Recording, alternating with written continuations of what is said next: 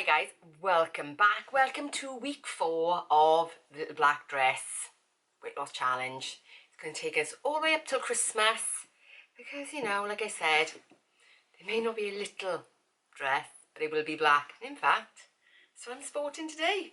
Here's my new M&S black dress. Yes, I did keep this one.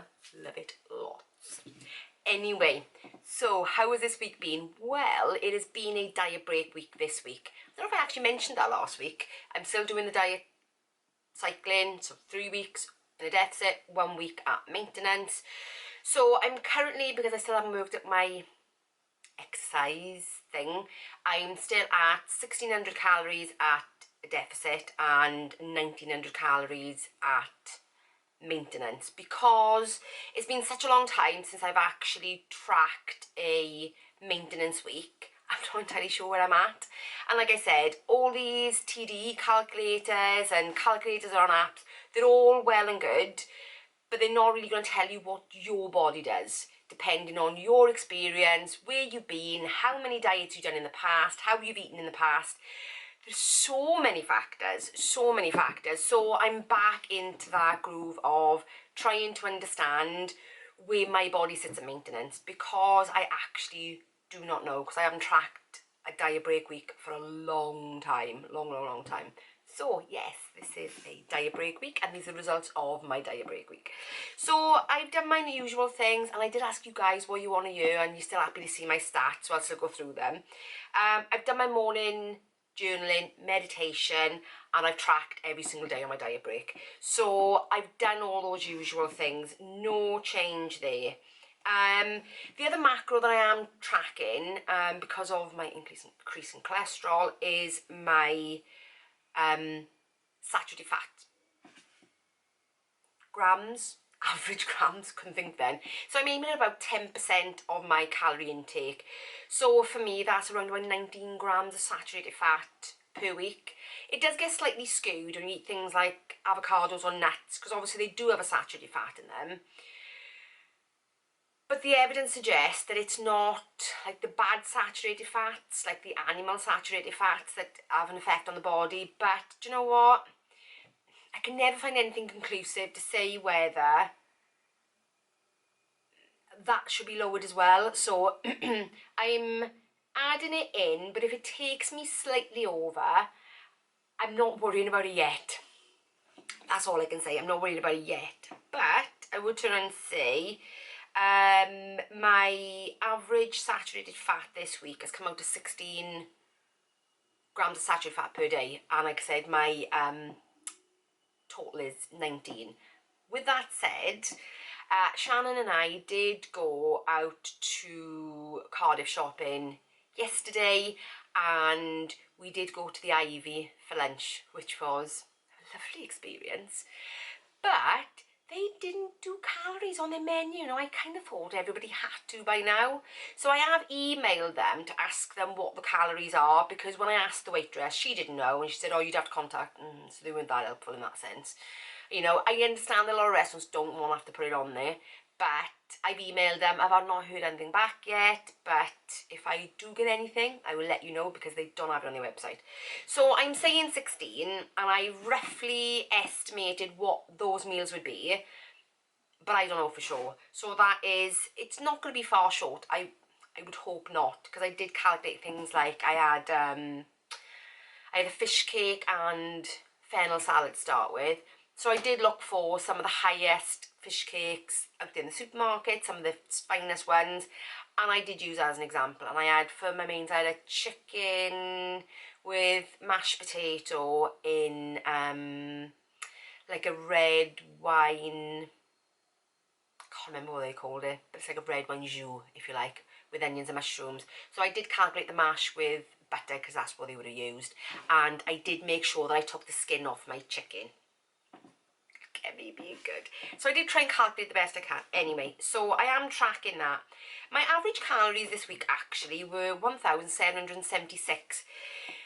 I didn't check it as I was going through the week, and like I said, it may be higher, because I can't say for certain that the calories that I calculated for my meal yesterday are true. So it may be a bit higher than that. So I am fallen slightly short, and I didn't really check it through the week as the accumulative, but I am under my 1900 calories. So I didn't feel hungry particularly this week. So I definitely ate more, but I think my challenge this week has been, because I'm back to that stripped back eating of making sure that I'm hitting certain macros, I'm not going over my saturated fat. So normally, probably on my diet break week, and this was probably my undoing, was the fact that if I had calories I thought left by the end of the day, perhaps I would have an extra biscuit or have a bit more chocolate, or I'd have something that was probably more snacky that would have had higher saturated fat. So now I'm sort of monitoring that. I'm there all of a sudden going, oh, what am I going to eat? I'm left with that kind of, oh, right, okay then. So the normal things I would have grabbed, and that was a bit insightful as it was, the normal things I would have grabbed would have been higher in saturated fat. So I thought, yeah. And I realised then kind of how far I'd slipped over this last year. You know, me thinking that I was sticking to my new health eating ideas and goal and foods and whatever. And I was slowly sliding back because I wasn't really looking at those macros. You know, that was the wake-up call from the cholesterol result that made me then go back and reevaluate it. So yes, so I found that a little bit of a challenge, but again, there's always bits in a minute. I'm jumping ahead of myself, guys. So 1,600, my steps, I still haven't got back on the treadmill yet because I've had problems with my blood pressure meds because they've reduced them, but they reduced them too far. So I have that this week. That's been a bit of a challenge, but my blood pressure's been way too high because they reduced them way too low. And so yeah, so we're in the process of trying to regulate out my blood pressure again. So that wasn't fun. So I've not got back on the treadmill or anything yet because I'm thinking, I've had a bit of a headache, I've had, you know, I worry about the vertigo. So anyway, I haven't done that, but I still managed to average out at 7,253 calories, steps per day. So I'm only just shy of my 8k steps. So that's okay. I haven't done any exercise this week, like I said. Been having a bit of a headache on and off all week, and I think that's probably down to the low blood pressure meds. So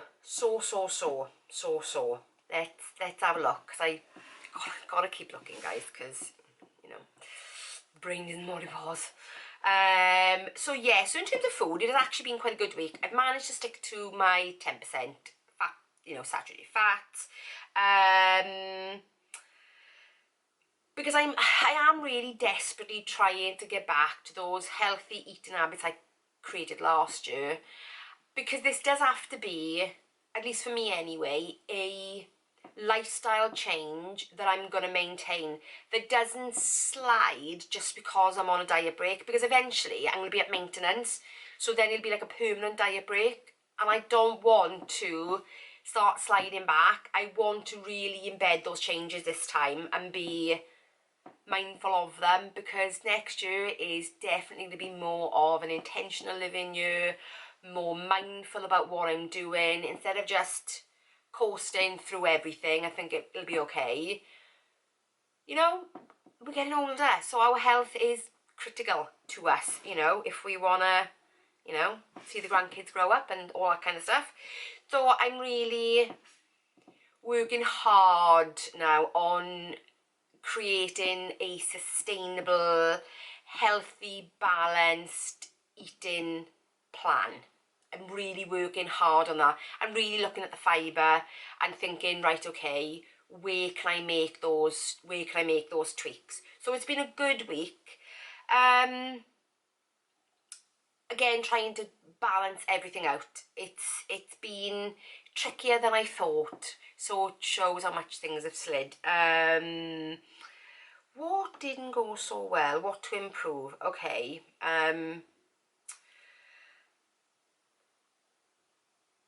So really, it is trying to find a way where, I know fibre is really important. I'm not taking my eye off protein, because that's important too. But from the research that I've needed, and bearing in mind I'm on my cholesterol retested in 3 months' time, so I've really got to try a way of eating that I see have a positive impact on my cholesterol. So I'm maybe making changes drastically, I suppose, in many ways, but I want to really try and figure out what the saturated fat is doing. So for me, I'm really trying to make sure that I also keep my complex carbs, like the rices, pastas and that kind of stuff, to a moderate level. So I'm looking at my plate being 50% veg because of the fibre needed, and sort of 25% protein, 25% complex carbs is what I'm thinking. Obviously I know the veg contains carbs, that's why I'm saying sort of 25% complex carbs, because that will add up as time goes on. So this week, what I'm tinkering with this week is looking over my current eating plan, because I have a 4-week eating plan currently. I'm looking over that 4-week eating plan and looking for my lowest fibre meals and finding ways of increasing the fibre at that meal time, if that makes sense. So that is what I'm doing going forward. Just another thing to say as well, going forward also, if I'm doing a kind of like what I eat in a day or anything like that, I am going to be sort of tagging it with Slimming World Friendly on there. Not because I'm jumping ship and going over to Slimming World, that's not the case, but more and more I'm looking at how I'm trying to balance things out, and it does kind of almost fit with the Slimming World guidelines of 50% veg, and they say you can eat as much, obviously, complex carbs and, you know, as you want. And then you've got your sins. So for me, I'm not following that and bit, but I'm definitely following that plate description of 50% veg and then splitting the other half by protein and complex carbs. So I am going to be tagging them that. So not for you to think, oh, she's doing Slimming World now, so it doesn't apply to me. I am not doing Slimming World. I am still sticking to my own plan, my own rules, my own terms. But I know that if you are on Slimming World, and you are watching this anyway, that there will be stuff that you can take from it because it's similar in that sense. That makes sense. But what I'm not doing is, and I'm actually following a tip that I had from back in the day when I used to do a programme called Welsh Slim, and I'm trying to think of who it is I spoke to out there who also did Welsh Slim and had a bad experience, you know. Some of the leaders had a lot to say for themselves, but they put kind of a cap on how much you could have in terms of treats. They used to turn and say no more than 250 calories in a day of treats. So I'm not kind of doing in that sense, but what I am doing is making sure that those treats don't take me over my saturated fat, because I think it's easy, like I said this week, to throw in those treats that got higher fat ratio and then, you know, so I'm making sure that it sticks within my fat percentage, that I'm getting my balance in my meals first, then whatever's left over at the end I will try and make something fit. So I was going to say, have I got a year? Wait a minute. Like, for instance, I've just had a delivery from, this is not sponsored, this is, I bought this from a company called Chocolada. Like I said, not sponsored. They don't even know I got a YouTube channel, so this is not even me vying for sponsorship. They don't know who I am. I just bought a delivery. Now, these bars are only 70-gram bars, and they're about £6. They are expensive for chocolate, but these are they're an artisan chocolate maker, so they make it with literally only 3 ingredients, and I think they're organic as well. Don't quote me on that because I'm not entirely sure, but I've got probably a 6-month supply here of chocolate, so I bought 5 bars because then that made shipping free. And I've got a 65% chocolate, a 74% chocolate, a 70% chocolate, 68% chocolate, and a 72% chocolate. I'm trying, I think I've only got 2, I think, that are under 70, 3 over 70, and 2 under, but they've got things like dark chocolate with smooth orange peel. No, I like me an orange chocolate. I got that. Did I have another one that was a bit different?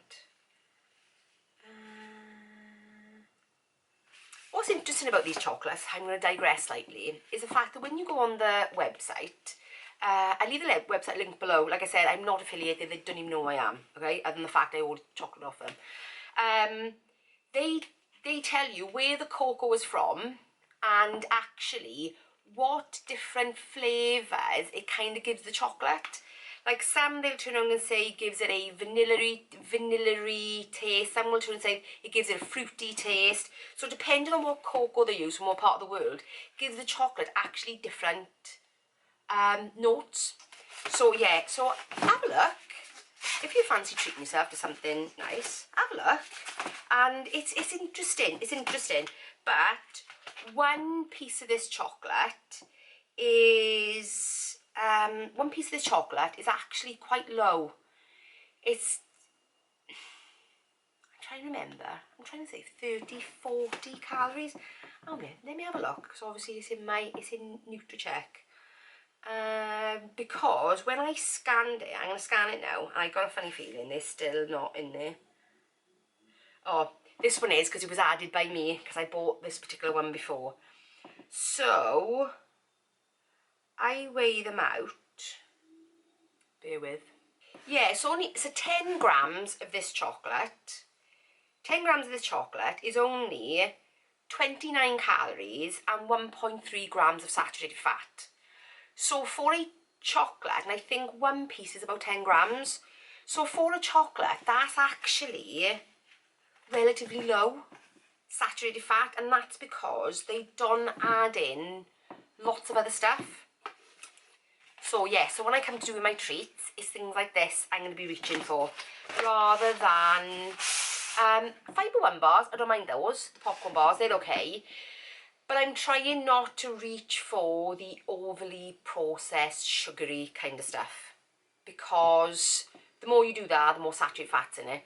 And for me, I'm trying to keep that down. Anyway, how did I actually do this week? Because that's why you're actually here. Well, no, some of you turned and said you actually quite like my rants, raves and rambles, so they'll probably be staying. So how did I actually do this week? Bearing in mind it was a diet break week, but I was into calories as well. The good news is I lost ½ pound this week, which is amazing, but what I would say is the fact that I'm not meant to lose on my diet break week. It's meant to help my body stay burning higher calories. So, and it is good in the sense that I know I can increase my calories and I'm still losing weight, so I'm still in a deficit at nearly 1,800 calories, probably is about 1,800. So next time I'm going to really push for those 1,900 calories and make sure that I hit them, so that I can then see where my body's at, to see whether I can still maintain at that. And actually, if I'm still maintaining at that 1,900, I'm going to push them to say 1,950 again. So that is the plan going forward. So yes, guys, that is it. That is the weekly weigh-in. So I hope you've had a good week. Let me know how you've done below, and I will see you in the next one. Bye, guys.